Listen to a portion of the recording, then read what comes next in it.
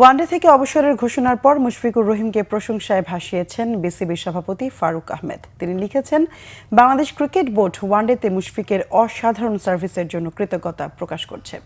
বাংলাদেশ ক্রিকেটে মিস্টার ডিপেন্ডেবলের অবসরে তার সতীর্থ হাবিবুল বাশার সুমন, মাশরাফি বিন মুর্তজা, তামিম ইকবাল ও মাহমুদুল্লাহ রিয়াদরা উচ্ছ্বসিত প্রশংসা করেছেন। আইসিসি চ্যাম্পিয়ন্স ট্রফি উপলক্ষে বিসিবি সভাপতি বর্তমানে লাহোরে অবস্থান করছেন। সেখান থেকে তিনি মুশফিককে শুভকামনা জানিয়েছেন।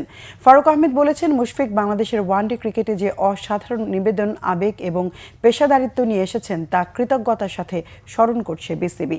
১৯ বছর ধরে এই ফরম্যাটে খেলা একটি অবিশ্বাস্য অর্জন, যা তার ধারাবাহিকতা এবং ক্যারেক্টারের কথা বলছে।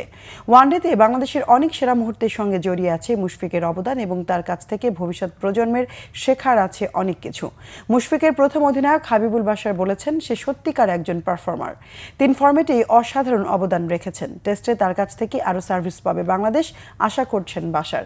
মাশরাফি লিখেছেন, কতটা নিবেদন আর নিষ্ঠায় মুশফিক ক্যারিয়ার গড়েছিল, কতটা ঘামের স্রোত পেরিয়ে সাফল্যের তীর ছুঁয়েছিল। তার পরিশ্রম, প্রতিজ্ঞা আর ত্যাগের গল্প বাংলাদেশের ক্রিকেটের প্রজন্মের পর প্রজন্মে অনুকরণীয় হয়ে থাকবে।